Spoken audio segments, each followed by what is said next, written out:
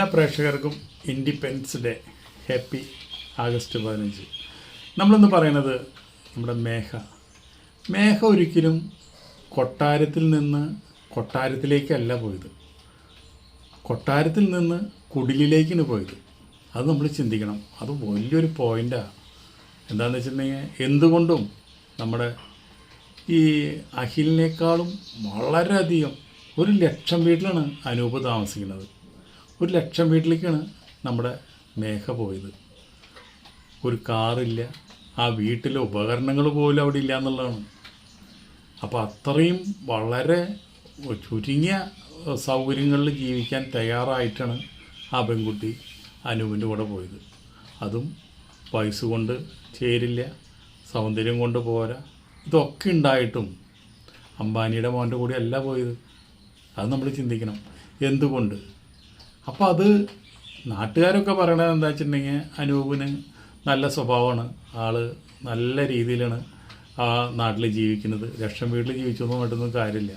അദ്ദേഹത്തിൻ്റെ സ്വന്തം അധ്വാനത്തിലാണ് അദ്ദേഹം ഡ്രൈവിംഗ് ലൈസൻസ് എടുത്തതും അതുപോലെ തന്നെ കണ്ടക്ടർ ലൈസൻസ് എടുത്തതും കിളിയായിട്ട് ജീവിതം തുടങ്ങിയുള്ള വ്യക്തിയാണ്. ഇപ്പോൾ എന്തായി, ഗവൺമെൻറ് ജോലി കിട്ടി എന്ന് വെച്ചിട്ടുണ്ടെങ്കിൽ KSRTC മൂപ്പര് ഇപ്പോൾ കണ്ടക്ടറായിട്ട് ജോലി കിട്ടി.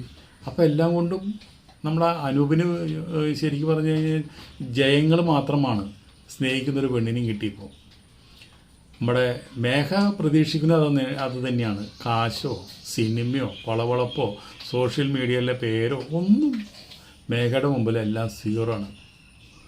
അല്ലെങ്കിൽ ഇപ്പോൾ ഈ അനൂപിൻ്റെ കൂടെ ഏതൊരു പെണ്ണും ഇന്നത്തെ കാലഘട്ടത്തിൽ ഒരു പെണ്ണും അങ്ങനെ ഇങ്ങനെ ഒരു കടുങ്കൈ ചെയ്യില്ല. കാരണം എന്താ വെച്ചിട്ടുണ്ടെങ്കിൽ അഖിലിൻ്റെ കയ്യിൽ ഇല്ലാത്തതൊന്നുമില്ല.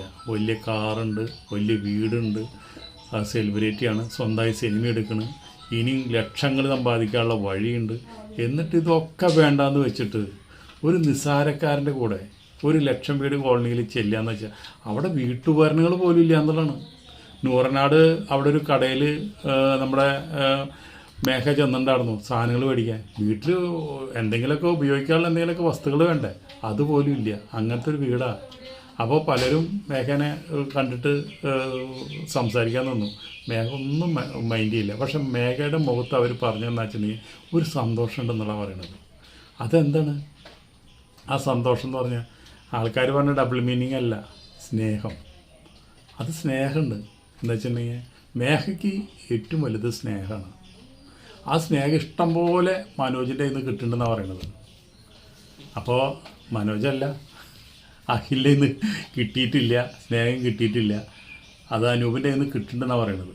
അപ്പോൾ അതിൽ ഇപ്പോൾ അതുകൊണ്ടാണല്ലോ നമ്മുടെ അഖിൽ പറഞ്ഞല്ലോ, അവൾ ആരും ഉപദ്രവിക്കണ്ട, അവൾ പോയി നല്ലതുപോലെ ജീവിതം തുടങ്ങട്ടെ എന്നല്ല പറഞ്ഞത്. അതെന്താണ്? അഖിലിനറിയാം ഈ കല്യാണം കഴിച്ചതിന് ശേഷം ഈ മേഘയ്ക്ക് സന്തോഷം എന്നൊന്ന് പറഞ്ഞ് കൊടുക്കാനായിട്ട് അഖിലിന് സാധിച്ചില്ല എന്നുള്ളത് അഖിലിന് മനസ്സിലായി. അതുകൊണ്ട് അഖിലിന് അവളോടുള്ള സ്നേഹം കൊണ്ടാണ് പറഞ്ഞത്, അവൾക്ക് ഇഷ്ടമുള്ള ഒരാളുടെ കൂടെ പോയി അവൾക്ക് ഇഷ്ടമുള്ള രീതിയിൽ ജീവിക്കട്ടെ എന്ന് പറയാനുള്ള കാരണം എന്താണ്? ഇതുകൊണ്ടൊക്കെ തന്നെയാണ്. ഇവിടെ വന്ന് ജീവിക്കുമ്പോൾ അവൾ എന്തുകൊണ്ടോ അസ്വസ്ഥതമാണ്, അതുപോലെ തന്നെ ഹാപ്പി അല്ല. ആ കാര്യം ഇതിനു മുമ്പും അഖിലിനോട് അവൾ തുറന്ന് പറഞ്ഞിട്ടുള്ളതാണ്. അപ്പോൾ അഖിൽ അത് മനസ്സിലാക്കിക്കൊണ്ടാണ് പറഞ്ഞത് അവർ പോയി ജീവിക്കട്ടെ എന്നുള്ളത്. ഇപ്പോൾ അവരൊരു പുതിയ ജീവിതം തുടങ്ങാൻ പോകണം അവിടെ. അവരിനി വളരെ കാലങ്ങളോളം ജീവിക്കട്ടെ സന്തോഷമായിട്ട്. അഖിലിൻ്റെ നല്ല മനസ്സാണ്, ലേഖയുടെയും നല്ല മനസ്സാണ്. ഇവർ രണ്ടുപേരും നമുക്ക് കുറ്റപ്പെടുത്താനായിട്ട് ഇവിടെ ഒരു കുറ്റപ്പെടുത്താനുള്ള ഒരു സാധ്യത കാണാനില്ല. കാരണം എന്താ വെച്ചിട്ടുണ്ടെങ്കിൽ വെള്ളം എപ്പോഴും ഒഴുക്ക് എവിടേക്കാണ് നിൽക്കുന്നത്, എവിടെയാണ് നമ്മൾ തടെടുത്ത് വെക്കുന്നത്, ആ തടത്തിൽ കൂടെ വെള്ളത്തിന് പോകാനായിട്ട് പറ്റും. അതേപോലെ തന്നെ സ്നേഹം, നമ്മളൊരു ചാലി വെട്ടിയ ആ സ്നേഹം ആ വഴി കൂടി അങ്ങോട്ട് ഒഴുകി പോകും, വെള്ളം പോലെയാണ്. അതിപ്പോൾ ഒരു കുപ്പിയിൽ ഒഴിച്ചാൽ വെള്ളം ആ കുപ്പിയുടെ കണക്കിലല്ലേ നിൽക്കുള്ളൂ, ആ കുപ്പിയുടെ ഷേപ്പിലല്ലേ വെള്ളം നിൽക്കുള്ളൂ. അപ്പോൾ അതേപോലെ തന്നെ മനുഷ്യനെന്താ വേണ്ടത്? സമാധാനം വേണം. ആ സമാധാനം എവിടെയാണ് കിട്ടേണ്ടത്? ആ സമാധാനം കിട്ടുന്നിടത്തേക്ക് പോവുക. അതല്ലേ മനുഷ്യൻ്റെ ഏറ്റവും വലിയ ഇത്. സ്വസ്ഥമായിട്ട് ഉറങ്ങണമെങ്കിൽ അതെല്ലാം നല്ലത്. ഈ ഒരു ഭാരം മനസ്സിൽ വെച്ചുകൊണ്ട്, ഈ ഒരാളെ മനസ്സിൽ വെച്ചുകൊണ്ട് ലേഖയ്ക്ക് അഖിലിൻ്റെ കൂടെ എത്ര നാളിങ്ങനെ കിടന്നുറങ്ങാൻ പറ്റും? ചില സാഹചര്യങ്ങളും ചില ബുദ്ധിമുട്ടുകളൊക്കെ കാരണം ഇങ്ങനെയൊക്കെ സംഭവിച്ചു. അപ്പോൾ അത് നമ്മളെല്ലാവരും മനസ്സിലാക്കിക്കൊണ്ട് അവരെന്നെ അധികം ബുദ്ധിമുട്ടിക്കാനൊന്നും നിൽക്കാണ്ട് അവരവരുടെ ജീവിതങ്ങൾ തുടങ്ങട്ടെ എന്നാണ് എനിക്ക് ഈ വീഡിയോയിൽ പറയാനുള്ളത്. ഞാൻ 2-3 വീഡിയോ ചെയ്തതാണ്.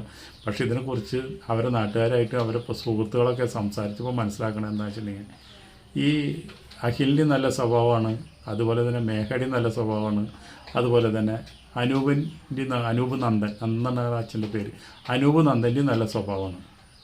അപ്പോൾ ഇതിൽ പഴിച്ചത് എന്താണെന്ന് വെച്ചിട്ടുണ്ടെങ്കിൽ സ്നേഹക്കുറവാണ് അവിടെ ഏറ്റവും വലിയ പ്രശ്നം ഉണ്ടാകുന്നത്. അതുമല്ല, ഈ അനൂപിനോട് ഇവൾക്ക് മുമ്പൊരു പ്രേമം ഉണ്ടായിരുന്നു.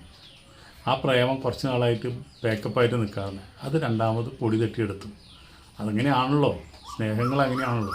അപ്പം നമ്മുടെ ഇന്ന് ആഗസ്റ്റ് 15 നമ്മൾക്ക് നിങ്ങളോട് പറയാനുള്ള ഒറ്റ കാര്യമുള്ളൂ.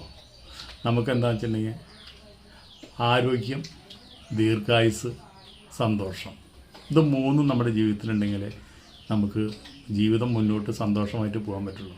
നമ്മുടെ കുടുംബത്തിൽ ഒരാൾക്ക് ഒരു അസുഖം വന്നാൽ നമ്മുടെ ആ കുടുംബത്തിലെ എല്ലാ സന്തോഷവും അവിടെ അവസാനിച്ചു. അതുപോലെ തന്നെ ആരോഗ്യം ഉണ്ടെങ്കിലാണ് നമുക്ക് ദീർഘായുസ് കിട്ടിയിട്ട് കാര്യമുള്ളൂ. ആരോഗ്യമില്ലാണ്ട് വെറുതെ കട്ടപ്പുറത്ത് ബെഡിലും കിടന്ന് എല്ലാവർക്കും ശല്യമായിട്ട് കിടന്ന് തൂറിലും മുകളിലൊക്കെ അതിൻ്റെ ഉള്ളിൽ തന്നെ ലോകത്ത് നടന്ന് കാണാനും പറ്റില്ല, ലോകത്തിനെ കുറിച്ച് ഒന്നും അറിയാത്ത രീതിയിൽ നമ്മളെല്ലാവരും ബുദ്ധിമുട്ടിച്ച് കിടക്കുമ്പോൾ അതിൽ അങ്ങനെ ഒരു ദീർഘായുസ് കിട്ടിയിട്ട് നമുക്ക് ഒരു ആവശ്യമില്ല. അപ്പം നമുക്ക് ആരോഗ്യം ഉണ്ടെങ്കിൽ മാത്രമാണ് ദീർഘായുസ് കിട്ടേണ്ടത്, അല്ലെങ്കിൽ അതിൻ്റെ ആവശ്യമില്ല. അങ്ങനെയാണെങ്കിൽ തന്നെ ആ ജീവിതത്തിൽ സന്തോഷം ഉണ്ടാവുള്ളൂ. അതാണ് ആരോഗ്യം, ദീർഘായുസ്, സന്തോഷം. അതെല്ലാവർക്കും ഉണ്ടാവട്ടെ എന്ന് ഈ ഒരു നല്ല ദിവസത്തിൽ, നമുക്കൊക്കെ സ്വാതന്ത്ര്യം കിട്ടിയ ദിവസത്തിൽ നിങ്ങൾ ഓരോരുത്തരോടും ഞാൻ പറഞ്ഞുകൊണ്ട് നമ്മുടെ ഇനി മേഘ, അനിൽ, അനൂപ് ഇവർ രണ്ട് സുഖമായിട്ട്, അനൂപിന് വേണമെങ്കിൽ വേറൊരു കല്യാണം കഴിച്ചോട്ടെ, ഇതിൻ്റെ എന്തൊക്കെയാണ് പോരായ്മകൾ എന്ന് മനസ്സിലാക്കിക്കൊണ്ട് വേറെ കല്യാണം കഴിക്കുക. അതുപോലെ തന്നെ നമ്മുടെ ഇവരുടെ ജീവിതം, പുതിയൊരു ജീവിതം അവർ കെട്ടിപ്പടുത്തുകൊണ്ടിരിക്കുക. ആ ജീവിതം നല്ല രീതിയിൽ പോട്ടെ എന്ന് നമ്മൾ ആശംസിച്ചുകൊണ്ട് ഈ വീഡിയോയുടെ നിർത്തുന്നു. എല്ലാവർക്കും നന്ദി, നമസ്കാരം. അടുത്ത വീഡിയോയിൽ വീണ്ടും കാണാം.